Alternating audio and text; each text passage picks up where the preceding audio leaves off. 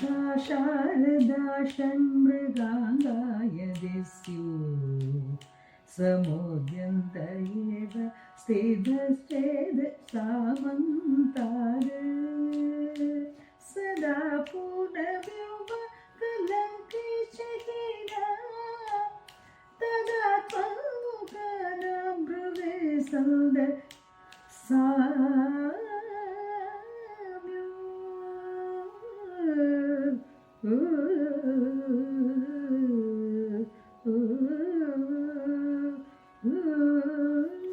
ஓம் நமச்சிவாயம். சிவதாசன் ஜெகநாதன்.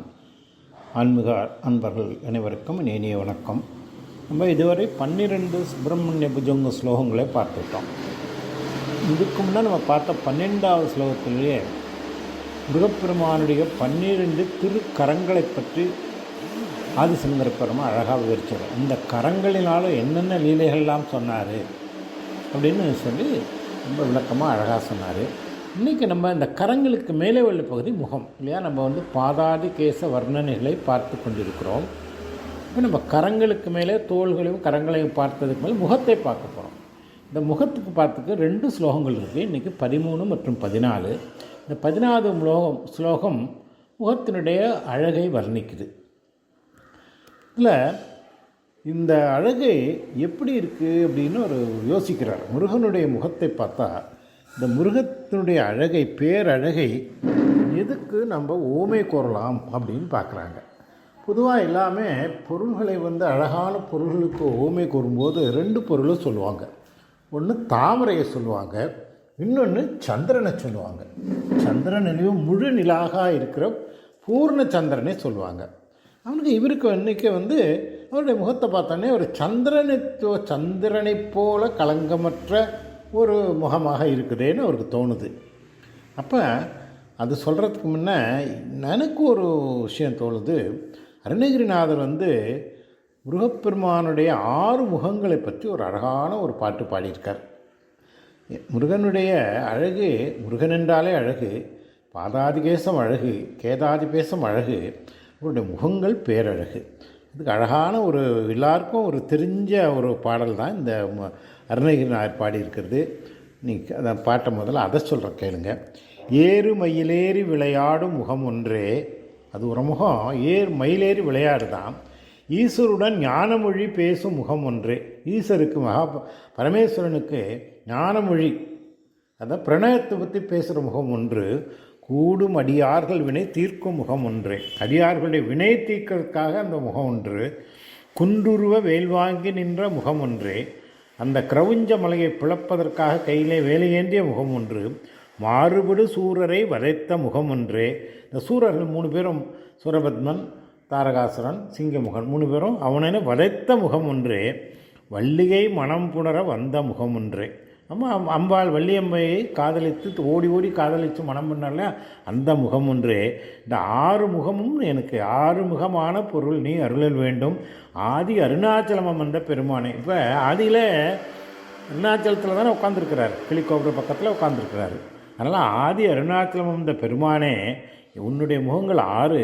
அவை என்னன்னு சொன்னால், ஏறுமையிலேறி விளையாடும் முகம் ஒன்று, ஈஸ்வருடன் ஞானமொழி பேசும் முகம் ஒன்று, கூறுமடியார்கள் வினை தீர்க்கும் முகம் ஒன்று, குண்டுருவ வேல்வாங்கி நின்ற முகம் ஒன்று, மாறுபடு சூரரை வரைத்த முகம் ஒன்று, வள்ளிகை மனம் புணர வந்த முகம் ஒன்று. 6 முகமான பொருள் நீ அதை எனக்கு அருள் வேணுமே அப்படின்னு அழகாக சொல்கிறாரு. இதே பொருளில் ஆதிசங்கர பெருமான் இவர் பல 6 பொருள்களுடைய வச்சு அதில் உள்ள ஈடுபாட்டோடு அந்த முகங்களை அருணகிரிநாத பெருமான் விவரிக்கிறார். அவர் இப்போ பண்ணது. ஆனால் ஆதிசங்கர பெருமான் 2000 வருஷத்துக்கு முன்னாடி அவர் என்ன எழுதினார்னா, ஒரே ஒரு கம்பேரிசன் தான் பண்ணுறாரு. எதுக்குன்னா சந்திரனுக்கு கம்பேரிசன் பண்ணுறாரு. நம்ம இந்த முகம் முழு நிலவு போன்ற ஒரு முகம். அது அந்த நிலவுக்கு உன்னுடைய உமையாக சொல்லணும்னு நினைக்கிறாரு. அதனால் அதுக்காக என்ன பண்ணாருன்னு கேட்டிங்கன்னா, அந்த முருகப்பெருமானுடைய முகத்தையும் ஒரு நிலவையும் கம்பேர் பண்ணுறாரு. இப்போ நிலவு பார்த்திங்கன்னா ஒரு மாதத்தில் 15 நாள் தேயும், 15 நாள் வளரும். அது நமக்கு எல்லாருக்கும் தெரியும். ஒரே ஒரு நாள் மட்டும்தான் அது முழு நிலாவாக இருக்கும் இல்லையா? இன்றைக்கி அந்த முழு நிலாவாக இருக்கிறது ஒரே ஒரு நாள் தான் ஒரு மாதத்துக்கு. ஆக வருஷத்துக்கு 12 தடவை தான் இருக்கும். அந்த ஒரு நாளும் 12 மாதங்களிலும் இந்த காலங்கள் 6 காலங்கள் இருக்குது. அது சரத்காலம்னு ஒன்று இருக்குது. அது இலையுதிர் காலம்னு சொல்லுவாங்க இல்லையா? அந்த காலத்தில் தான் வானம் மேகமூட்டம் இல்லாமல் நிர்மலமாக இருக்கும். அந்த நிர்மலமாக இருந்தால் தான் சந்திரன் தெரியும். மேகத்தில் மேகங்கள் இருந்தால் சந்திரன் தெரியாது இல்லையா? மழை காலத்துலலாம் வெளியே தெரியாது, கம்ப்ளீட்டாக எல்லாத்தையும் மறைச்சிடும். ஆனால் சரத்காலம் என்கிற அந்த இலையுதிர் காலத்தில் மேகம் இல்லாமல் வானம் நிர்மலமாக இருக்கும். அப்போ அந்த சந்திரன் முழுமையாக தெரியும். பார்த்திங்களா? இப்போ என்ன சொன்னோம், மாதத்தில் ஒரு தடவை தெரியுது, வருஷத்துக்கு 12 தடவை தெரியும். அதுலேயும் அந்த சரத்காலங்கிற அந்த 2 மாதத்துக்கு மட்டும்தான் அது நிர்மலமாக தெரியும். சரி, அந்த சரத்காலத்துலேயும் எத்தனை நாளைக்கு தெரியும்னா ஒரு மாதத்துக்கு ஒன்று தான் தெரியும், ஒரே நாள் தானே தெரியும், மற்ற நாள் தெரியாது. அந்த பார்க்கும் போனால் அந்த காலத்துலேயும் அந்த சந்திரன் எப்படி இருக்குன்னு கேட்டிங்கன்னா அது நிர்மலமாக இருக்குமா அப்படின்னா அது நிர்மலமாக இருக்காது. ஏன்னா சந்திரனில் ஒரு களங்கம் இருக்கும். அந்த களங்கம் எப்படி இருக்குங்கிறாரு, மான் போல் இருக்கும் அல்லது முயல் போல் இருக்கும், அப்படிப்பட்ட களங்கம் இருக்கும். அதனால் நான் சந்திரனுக்கு உண்மையாக உன்னுடைய முகத்தை சொல்லலான்னு பார்த்தாலும் அந்த சந்திரன் எப்பயோ வருஷத்தில் 2 மாதத்தில் தான் களங்கம் இல்லாத ஒரு மாதமாக இருக்குது. அதில் 2 மாதத்துலேயே 2 நாளைக்கு மட்டும்தான் அந்த முழுநிலா வருது. அந்த 2 நாளிலும் முகத்திலே களங்கம் இருக்கிறதே, அதையும் சொல்லிவிட்டு என்ன சொல்கிறாரு, உனக்கு 6 முகங்கள் இருக்குது, அதே மாதிரி 6 சந்திரர்கள், அந்த களங்கமில்லாத சரத்கால சந்திரங்கள் ஒன்றாக இணைந்து வருதுன்னு வச்சுங்க. அப்போ எவ்வளோ பிரகாசமாக இருக்கும். அப்படி வந்தாலும் உன்னுடைய முகத்தின் பேரொளிக்கு ஈடாக அதை சொல்லவே முடியாது அப்படிங்கிறார். ஏன்னா இதை அந்த 2வது ஸ்லோகத்திலே சொன்னார் இல்லையா, சடேஷா ஹிருதயத்துதேமின்னு சொன்னார். அதாவது உன்னுடைய ந ஜானாமி சப்தம் ந ஜானாமி சார்த்தம் ந ஜானாமி கத்தியம் ந ஜானாமி பத்தியம் சிதேகா சடாஷா ஹிருதித்யோதயம் யுகான்னே சிறந்தே கிர சாவிஸ்திரனார். உன்னுடைய முகத்தை பார்த்த உடனே அந்த முகத்தின் பேரொளியில் பாட்டும் அறியாத, கவிதையும் அறியாத, சொல்லும் அறியாத, பொருளும் அறியாத ஒரு பாமரனுக்கும் உள்ளத்திலே பெரிய கவிதைகளை ஊற்றெடுக்க வைத்தா இல்லையா? அப்படிப்பட்ட உயர்ந்த உன்னுடைய முகம், அதை இங்கே நினைவு கூறுறார். அந்த முகத்தை அன்றைக்கே 2வது பாட்டிலே சொல்லிட்டார். அதை சொன்னவர் இன்றைக்கி இந்த 13வது ஸ்லோகத்துலேயும் அதை சொல்கிறாரு. அப்படிப்பட்ட இது அழகான ஸ்லோகத்தை சொல்கிறாரு. இதுதான் இந்த ஸ்லோகம் சொல்கிறது. இப்போ நம்ம ஸ்லோகத்துக்கு போவோம். சதா சாரதா ஷண்முகாங் யதிஸ்யு சமுத்யந்த ஏவத் ஸ்திதாச்சே சமாந்தாத் சதா பூர்ணபிம்பா கலங்கை சகீனா ததாத்வான் முகானாம் பிரிவே ஸ்கந்த சாமியம். இதுதான் இந்த ஸ்லோகம். இதை மறுபடியும் சொல்கிற கேளுங்க. சதா சாரதா ஷண்முகாங் யதிஸ்யு சமுத்யந்த ஏவா ஸ்திதாச்சே சமாந்தாத் சதா பூர்ணபிம்பைக்கா கலங்கை கர்ணா சதா பூர்ண பிம்பா கலங்கை சகீனா ததாத்வ முகானாம் பிரிவே ஸ்கந்த சாமியம். சரி, இதுக்கு பொருள் சொல்கிறேன் கேளுங்க. சதான்னா எப்பொழுதும், எப்பொழுதும் சாரதாங்கிறது சாரதா காலம், மேகங்கள் இல்லாத அந்த இளவெதிர் காலத்தில் ஷண்முருகாங்கா ஷண்முருகாங்கன்னா 6 சந்திரனை போன்ற பிம்பங்கள் எல்லாம் 6 சந்திரனா. இப்போ அந்த சாரதா கால சந்திரன் 6 சமாந்தாத் அப்படின்னா எல்லா 6 பக்கங்களிலிருந்து சமுத்தியந்த ஏவா அப்படின்னா உதித்தால். இப்போ 6 சந்திரன்கள் ஒன்றா ஒரு சந்திரன் உதித்தாலே எவ்வளோ வெளிச்சமாக இருக்குன்னு தெரியும். 6 சந்திரங்கள் உதித்தாலும் எப்போ அது உதித்தால் ஸ்திதா எப்பொழுதும் நிலையாக சேத் சமாந்தா ஒன்றாக பிரகாசித்தால் சதா எப்பொழுதும் கலங்கை சகீனா களங்கமில்லாத பூர்ணபிம்பா முழு பிம்பமாக 2 தடவை சொல்கிறார். முழு பௌர்ணமியாக ஜொலித்தாலும் சாமியாம் பிரிவே, அதாவது சாமியாம் பிரிவே சமமாக நான் சொல்ல மறுப்பேன். ஆனால் நான் நினைப்பேன் இந்த 6 சந்திரங்கள் சாரதா சந்திரங்கள் பூர்ண சந்திரங்கள் வந்தால் உன்னுடைய முகத்துக்கு அது ஈடாகுமோன்னு நினைப்பேன். சாமியம் பிரிவே உனக்கு சமமாக, சாமியம் பிரிவுன்னா உன்னுடைய ஒரு முகத்தின் ஒளிக்கும் அழகுக்கும் சமமாகுமோ அப்படின்னு நான் சொல்ல நினச்சா ததாத்வான் முகானாம். ஆனால் களங்கமில்லாத உன் முகத்துக்கு அதை ஈடாக சொல்ல முடியாது அப்படின்னா முருகப்பெருமானுடைய களங்கமில்லாத அந்த முகத்தின் ஒளிக்கும் முகத்தின் அழகுக்கும் எதையுமே உண்மையே சொல்ல முடியாது. ஏன்னா நம்ம எல்லா அழகுக்கும் உமையாக சொல்கிறது வந்து ஓமையாக சொல்கிறது வந்து சந்திரனை சொல்லுவோம், பூர்ண சந்திரனை சொல்லுவோம். அதுவும் சாரதா காலத்து சந்திரனை சொல்லுவோம்.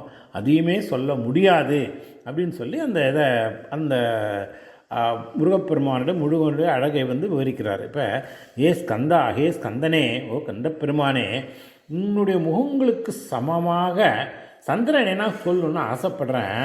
ஆனால் எப்போ பார்த்தாலும் இந்த சாரதா காலத்து சந்திரன், அதாவது இந்த இளைஞர் காலத்தில் சந்திரன் இருக்கு இல்லையா, அது வந்து களங்கம் இல்லாமல் இருக்கும், அழகாக இருக்கும். அந்த மாதிரி அந்த சந்திரத்திலேயே ஷண்முருகாங்கா அப்படிங்கிறாரு. இப்போ ஷண்முருகாங்கா, சஷாங்கா அப்படின்னா அது வந்து சஷாங்கா முருகாங்கா அப்படின்னு பிரித்தோம்னா, சஷம்னா முயல், அதில் ஒரு முயல் ஒன்று தெரியுதான். அந்த பார்த்திங்கன்னா அந்த பௌர்ணமி நிலவில் பார்த்தீங்கன்னா ஒரு உருவம் தெரியும். அது நிறையா இப்போ சொல்லுவாங்க, பாட்டி ஔவையார் வந்து நூல் நூற்றுட்டுருக்கான்னு சொல்லுவாங்க, பாட்டி வடை சுடுறான்னு சொல்லுவாங்க. பல விதமாக குழந்தைங்களுக்கு சொல்கிற மாதிரி அவருக்கு ஒரு புறத்தில் ஒரு நிலையில் பார்த்தா ஒரு முயல் மாதிரி இருக்குதான், இன்னொரு பக்கம் பார்த்தா மிருகம்னா தெரியும், மிருகம்னாக்கா மான் மாதிரியும் இருக்குதான். அந்த மாதிரி ஒரு கருப்பாக அடையாளம் இருக்குது. அது அந்த சந்திரனுக்கு வந்து சந்திரனை சொல்லும்போது அந்த களங்கம்னு சொல்லுவாங்க. அந்த களங்கமும் அந்த அழகை கூட்டுதுன்னு சொல்லுவாங்க. சந்திரனுக்கு வந்து ஏன் எப்படி கேட்டிங்கன்னா, ஒரு 2 பொருள் கான்ட்ராஸ்ட்டாக இருந்ததுன்னா அதுக்கு கூட்டம் இல்லையா. இப்போ புடவை கட்டும்போது ஒரு லைட் சாரி கட்டி ஒரு டார்க் ப்ளவுஸ் போட்டால் அது எடுப்பாக இருக்குன்னு சொல்லுவாங்க. அதே மாதிரி பிரகாசமான ஒரு சந்திரனில் ஒரு களங்க மாதிரி இந்த மானும் மயிலும் தெரிவது அதுக்கு அழகாக கூட்டும் அப்படிம்பாங்க. அந்த மாதிரி ஒரு 6 நிலை, ஒன்றும் இல்லை 6 சந்திரன்கள் 6 திசைகளிலிருந்து எல்லாம் ஒன்றா வந்து சேர்ந்து அப்படியே உதிச்சதுன்னா எப்படி இருக்கும், அதை பார்க்கும்போது பிரகாசம் அளவில்லாத பிரகாசமாகவும் ஒளியாகவும் இருக்கும். அந்த மாதிரி 6 சந்திரங்கள் எப்படி இருக்குமோ அதே மாதிரி உன்னுடைய 6 முகங்கள் இருக்கும். உன்னுடைய 6 முகங்களையும் இந்த 6 சந்திரங்களுக்கு ஓமையாக சொல்லலாமா அப்படின்னு நான் ஆசைப்பட்டேன். எனக்கு ஆசை, ஏன்னா அழகான சந்திரன்களை அழகான முருகப்பெருமானுடைய முகங்களுக்கு ஈடாக சொல்லுவது அது பொருத்தமாக இருக்குமோ அப்படின்னு நினச்சேன். ஆனால் நீ சந்திரனுடைய முகத்தில் களங்கங்கள் இருக்குது இல்லையா. நம்ம அந்த மானாகவும் மயில அது முயலாகவும் களங்கம் இருக்குது. ஆனால் உன் முகத்தில் வந்து ஒரு கஸ்தூரி திலகம் கூட இல்லை. கஸ்தூரி திலகம் வச்சா ஒரு பொட்டு வச்சோம்னா அப்படி இருக்கும், அது வந்து அதை வந்து ஒரு களங்கம்னு எடுத்துக்கலாம். ஆனால் ஒரு திலகம் கூட இல்லாத உன்னுடைய நிர்மலமான முகம், அதனால் அதை வந்து நான் வந்து ஊமை சொல்லாமே, சாமியம் புருவேனா நான் சமமாக சொல்லாமா அப்படின்னு கிட்ட போய் யோசிச்சு பண்ணேன். ஆனால் அந்த போய் சரி உனக்கு முகத்தில் இருக்கிற கஸ்தூரி திலகத்தையும் அந்த மான் அந்த முயலையும் சந்திரன் முகத்தில் இருக்கிற அழகுகளையும் கம்பேர் பண்ணலாமான்னு நினச்சா முகத்தில் கஸ்தூரி திலகத்தையும் காணும். முன்முகம் முழுதும் நிர்மலமாக இருக்குது. அதனால் அந்த முகங்களுக்கு எப்படி நான் இதை வந்து எப்படி நான் அதை உண்மையாக சொல்ல முடியும். கலங்கை தகினா பூர்ணபிம்பா வந்து சந்திரன் எப்பயாவது கலங்கமே இல்லாமல் உதிச்சுதுன்னா அதை உனக்கு உண்மையாக சொல்லலாம். ஆனால் கலங்கம் இல்லாமல் கலங்கை தகினா பூர்ணபிம்பா, கலங்கமே இல்லாத சந்திரன் என்னைக்காவது உதிச்சுன்னா அந்த சந்திரனை உன்னுடைய முகத்துக்கு ஊமையாக சொல்லலாம் அப்படின்னு நினச்சேன். ஆனால் என்னைக்கு களங்கம் இல்லாமல் சந்திரன் உதிக்கும்? களங்கம் இல்லாத சந்திரன் உதிக்கவே முடியாது. ஏன்னா எந்த காலத்திலும் சந்திரனுக்கு களங்கம் உண்டு. அந்த களங்கம் நம்ம மானாக இருக்கிறோம் அல்லது ஒரு முயலாக இருக்கிறோம். அப்போ 6 முகங்களுக்கும் ஊமை சொல்ல முடியாத ஒரு நிர்மலமான அவனுடைய முகம் இருக்குது அப்படின்னு, இந்த முகத்தினுடைய ஜோதி அவ்வளவு பிரகாசமாக இருக்குது. அப்படி இந்த ஜோதியை பிரகாசித்து கண்டதினால்தானே எனக்கு பாட்டு ஒன்றுமே தெரியாது, எனக்கு கவிதைகள்லாம் ஊற்றெடுத்து பெருகியது அப்படின்னு ஆரம்பத்தில் 2வது ஸ்லோகத்திலே சொல்லிட்டேனே. அதனால் இப்படிப்பட்ட இந்த முகங்களை வந்து எதற்குமே கம்பேர் பண்ண முடியாது அப்படின்னு சொல்லி அதை சொல்ல முடியாது, சொல்வதற்கு எதற்கும் தகுதி இல்லை அப்படின்னு சொல்லி முருகப்பெருமானுடைய பேரழகினுடைய ஒரு முகத்தினுடைய பேர் ஒளியையும் பேரழகையும் ரொம்ப அழகாக சொல்கிறாரு. அதே தான் வந்து மறுபடியும் பாருங்கள், நம்ம அருணகிரிநாதருடைய பாட்டு வந்து அந்த 6 முகங்களையும் அவர் என்ன அந்த அவருக்கு வந்து அருணகிரிநாதர் வந்து முருகனுடைய அப்படி ஊறி போனவர். அவர் அந்த முருகனையும் அருணகிரிநாதருமே பிரித்து பார்க்க முடியாது இல்லையா. அவர் வந்து இன்னும் சொல்லப்போனால் அருணகிரிநாதர் வாழ்நாள் கூட முருகனுக்காகவே வாழ்ந்தார். இப்போ ஆதிசங்கரர் ஈஸ்வரனுடைய அவதாரம்னு சொல்லுவாங்க. நிறைய ஈஸ்வரனை பற்றி அம்பாளை பற்றி எல்லாம் நிறையா பண்ணியிருக்கார். ஆனால் அருணகிரிநாதர் முருகனை பற்றி மட்டுமே திருப்புகழில் வந்து அவ்வளவு பாட்டும் திருப்புகழில் அந்த சந்தங்களோடு அழகாக பாடி இந்த ஒவ்வொரு முகத்துக்கும் ஒரு அட்ரிபியூட் கொடுக்குறாரு பாருங்கள். ஏறுமயிலேறி விளையாடும் முகம் ஒன்று. அந்த வந்து குழந்தை விளையாடுது, குழந்தை எங்கே விளையாடுது? மயிலில் ஏறி விளையாடுது. ஏறும் மயிலேறி விளையாடி அதுபோது அந்த குழந்தை விளையாடும் போது அந்த முகத்திலே ஒரு பொலிவு இருக்கும். அது ஒரு அழகு. ஈஸ்வருடன் ஞானமொழி பேசும் முகம் உண்டு. ரெண்டாவது என்னாச்சு? சிவபெருமானுடைய அப்பாவுக்கும் பிள்ளைக்கும் ஒரு வாதம் வருது. உனக்கு பிரணவத்துக்கு பொருள் தெரியுமா? நீ எப்படி பிரம்மனை சிறையிலிட்டாயின்னு அப்பா கேட்கும்போது எனக்கு தெரியும்னு சொல்லுங்கிறாரு. நீ வந்து சிஷ்யனாக கை கட்டி வாய்ப்பத்தி நின்றால் சொல்கிறேங்கிறாரு. அப்போ அந்த முகம் ஒன்று, ஈஸ்வருடன் ஞானமொழி பேசும் முகம் ஒன்றுனா அந்த முகம் ஒரு ஞான முகம், சீரியஸான முகம், ஒளிர்கின்ற முகம். அந்த ஞான ஒளி போயிருக்கின்ற அந்த முகம். அடுத்தடியாது கூறுமடியார்கள் வினை தீர்க்கும் முகம் ஒன்று. இப்போ முருகான்னு கூப்பிட்ட உடனே வந்துடுவாராம்.